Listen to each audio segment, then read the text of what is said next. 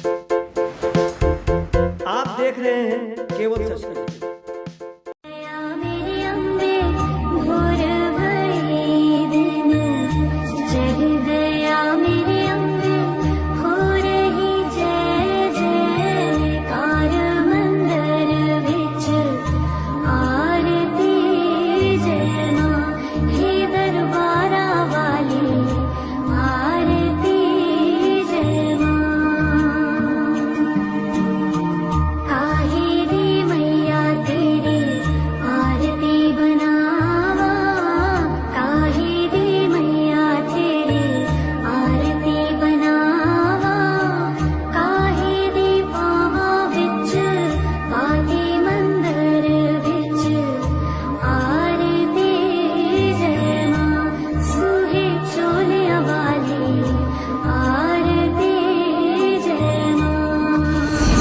नमस्कार, आप देख रहे हैं केवल सच न्यूज। मैं हूं ब्रजेश मिश्रा।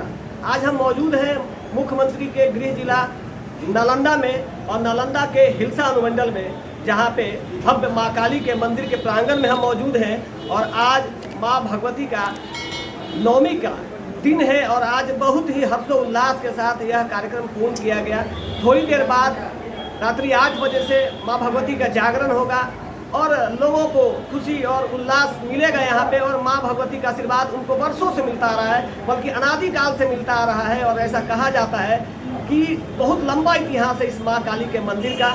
लेकिन साथ ही साथ एक और बात है यहाँ पर जो बताना बहुत जरूरी है कि एक तरफ मुख्यमंत्री नीतीश कुमार जी दावे तो बड़े बड़े करते हैं, बातें बड़ी बड़ी करते हैं, लेकिन सच्चाई क्या है इसको भी हमको समझना होगा। माँ भगवती के मंदिर के जो जमीन है, इस जमीन को भी अतिक्रमण किया गया है और अतिक्रमण में बहुत बड़ा फर्जीवाड़ा है। कई बातें हैं जिसको हम खुल के आपको बताएंगे, लेकिन आज रामनवमी है, हम विशेष इस बात पर चर्चा नहीं करेंगे। लेकिन आने वाले दिनों में हम ये जरूर बताएंगे कि मुख्यमंत्री के नाक के नीचे उनके ही गृह जिला में माँ भगवती के साथ अगर अत्याचार होगा, अतिक्रमण होगा, तो कौन बचाएगा इस बिहार को, कौन बचाएगा इस बिहार को, यह बात आपको समझना होगा। यहाँ पे मौजूद है हमारे एक साथी जो लगातार सरकार से इस बात की गुहार लगा रहे हैं, सुरेंद्र प्रसाद जी, जो बार बार संज्ञान में ला रहे हैं जिला पदाधिकारी को, सरकार को। अब तो न्यायालय के शरण में भी यह गए हैं कि किस तरीके से मां भगवती का जो जमीन है, जो अतिक्रमित है, उसको वापस लाया जाए और मंदिर की भव्यता और बढ़ाई जाए,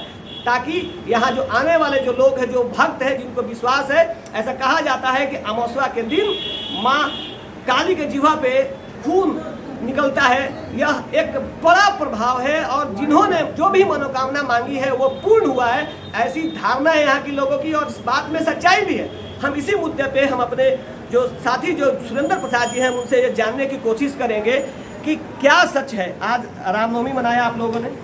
सबसे पहले माता महाकाली मंदिर हिलसा में केवल सच न्यूज को तहे दिल से हम हार्दिक अभिनंदन करते हैं। ब्रजेश मिश्रा जी आए हैं, उनको बहुत बहुत माता रानी के दरबार में इनको काफ़ी प्रगति हो और ये केवल सच न्यूज और ये माता रानी के दरबार में आकर को जो सच के उजागर करने के लिए आए हैं, इसके लिए मैं इनको हार्दिक अभिनंदन करते हैं।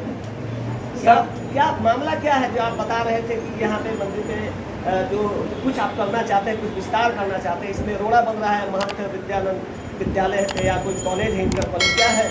ये मंदिर माता महाकाली मंदिर हिलसा का इस सर्वे खतियान में 583 188 प्लॉट संख्या हिलसा थाना संख्या 177 के अंतर्गत 17 डिसमिल जमीन सर्वे खतियान में दर्ज है, जो 1880 के आसपास का सर्वे खतियान में बिहार सरकार का ये मौजूद है, जिसमें देखा जा सकता है कि 17 डिसमिल रहती जमीन है। इस मंदिर का अभी वर्तमान में मेरे पास 2 कट्ठा 6 डिसमिल के लगभग में जमीन है।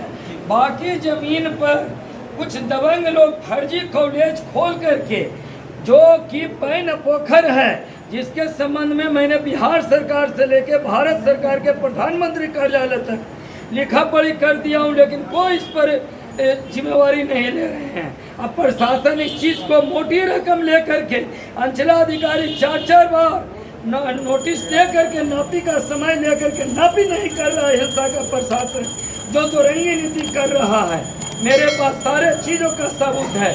मैंने पटना उच्च न्यायालय में भी मामला रिट ले गया। जो पटना उच्च न्यायालय में 7वीं के दिन आदेश पारित हुआ है, अभी कागज नहीं आया है, कि अंचलाधिकारी को मंदिर का जमीन को अतिक्रमण से मुक्त किया जाए।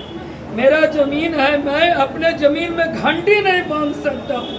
सबसे बड़ा हिंदू जगत के लिए तोहनी की बात है कि अपना जमीन में हम घंटी नहीं बांध सकते, ईंटा नहीं रख सकते हैं, स्टेज नहीं बना सकते हैं। 10वीं 7वीं का दिन प्रोग्राम के लिए हमने स्टेज बनाया, जिसको दबंग लोग, गुंडे लोग, महंत विद्यानंद कॉलेज के लोग स्टेज को तोड़ दिया, मंदिर का पिलर को तोड़ दिया, लेकिन प्रशासन एक भी कार्रवाई नहीं किया हिंसा के। क्या लगता है इसके पीछे किसी की साजिश है या फिर कोई दबंग लोग, जिस दबंग की बात कर रहे हैं, मुख्यमंत्री का गृह जिला है, मुख्यमंत्री तक बात आपने पहुंचाई है, जिला प्रशासन इस पूरी घटना को समझता है। अब आप पटना उच्च न्यायालय में गए हैं, पटना उच्च न्यायालय ने माँ भगवती के 7वें दिन अगर ये आदेश भी दिया है कि अतिक्रमण मुक्त कराया जाए इस मंदिर को, इसके बाद कौन दबंग पैदा होगा? ये दबंग हिंसा के भी अंचलाधिकारी हैं, बार बार टाल मदन प्रसाद सिंह हमेशा जाते जाते तबाह होल हैं, लेकिन एक साजिश के तहत वो कॉलेज में जा करके प्रिंसिपल के निकट बैठ करके चाय पीता है, नाश्ता करता है, लेकिन जमीन नापी नहीं करता है। सबसे बड़ा रोड़ा हमारा ये है, जबकि अंचलाधिकारी हिंसा ने लिख करके दे दिया कि उक्त जमीन टोटल पैन पोखर इतना प्लॉट 182, 177, 185, 186, 189। आपके कहने का मतलब एसडीओ साहब अपने पद का दुरुपयोग कर, एसडीओ साहब, सीओ साहब, हमने डीएम साहब को भी 3 तारीख को हमने यह कहा कि सीओ साहब लिख के भी दे रहे हैं और कर भी नहीं रहे हैं। कर भी नहीं रहे, लिख कर को भी दे रहे हैं, कार्रवाई भी नहीं कर रहे हैं। हमने डीएम साहब को 3 तारीख को जाके सम्मुख में भेंट की है, तो डीएम साहब ने हमसे पूछे कि आप किस आधार पर कह रहे हैं कि कॉलेज फर्जी है।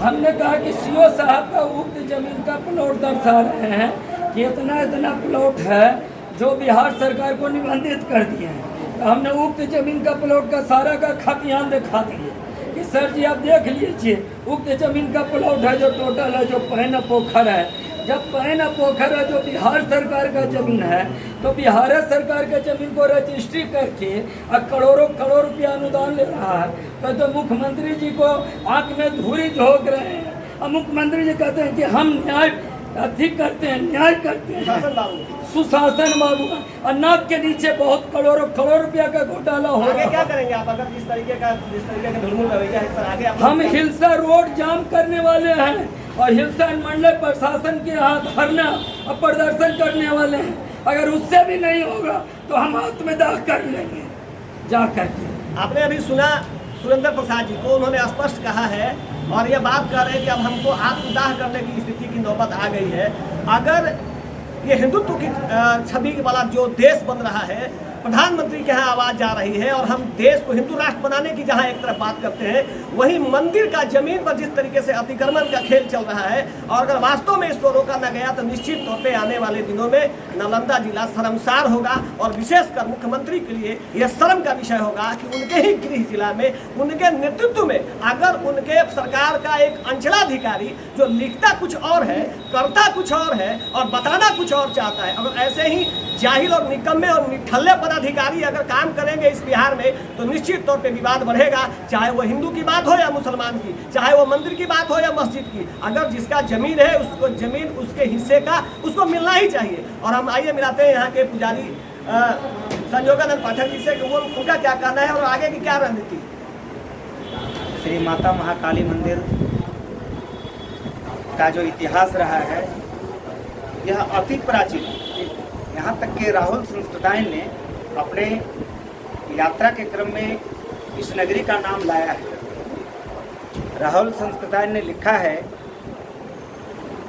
कि भगवान श्री कृष्ण हस्तिनापुर से चलने के क्रम में राजगीर जाने के क्रम में हिलसा में यहीं पर रुके थे, और जब भगवान श्री कृष्ण को पूजा करने के लिए जल की आवश्यकता हुआ तो अपने बड़े भाई बलराम जी से कहा कि मुझे जल की आवश्यकता है।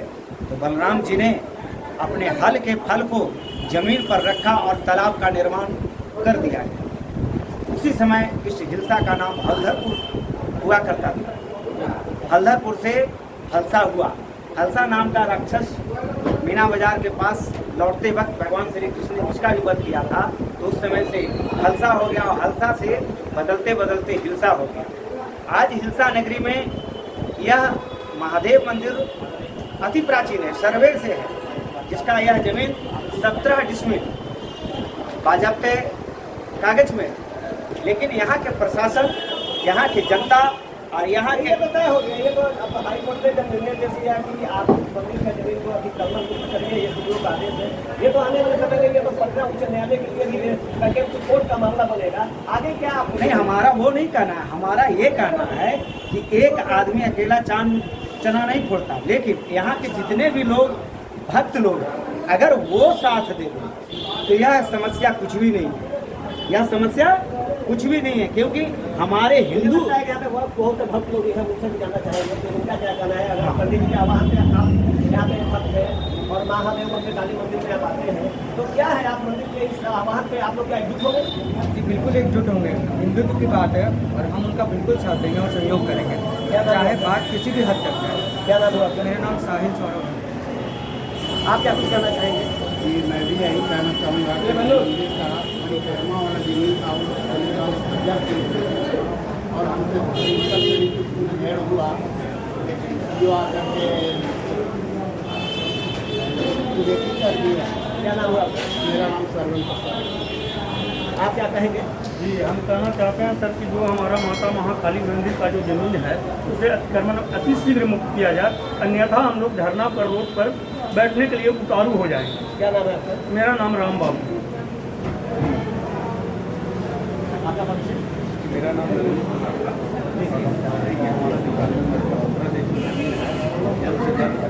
जैसा कि सुरेंद्र जी और पुजारी जी ने आह्वान किया है कि यहाँ के भक्त लोग एकजुट हो तो हम लोग बड़ा काम कर सकते हैं। बिल्कुल बिल्कुल एकजुट और हम सब करेंगे, आगे भी रुक जाम करेंगे, काम करेंगे, लोकतांत्रिक तरीके से आंदोलन करेंगे।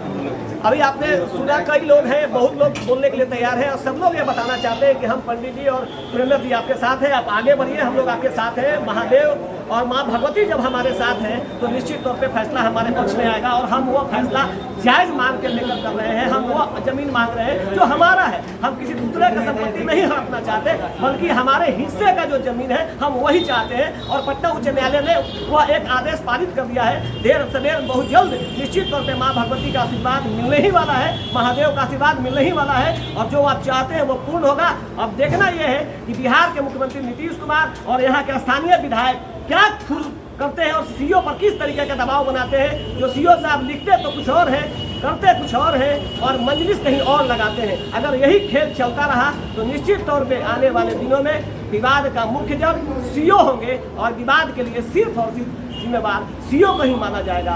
तब तक लिए आप देखते रहिए केवल सच और हम फिर आपको इस मुद्दे पर आगे बताएंगे कि क्या कुछ हो रहा है और मंदिर का किस तरह का फिर विस्तार हो रहा है और फिर अतिक्रमण मुक्त हुआ या नहीं हुआ। हम फिर 1 महीने के बाद इस मुद्दे पर आएंगे और व्यक्तिगत केवल सच निश्चित तौर पे मुख्यमंत्री से और बिहार के नालंदा जिला के डीएम से भी बात करेगा और यह जानने की कोशिश करेगा कि जब यह सच है तो फिर फैसला लेने में विलंब क्यों। आप देख रहे थे केवल सच न्यूज़। धन्यवाद।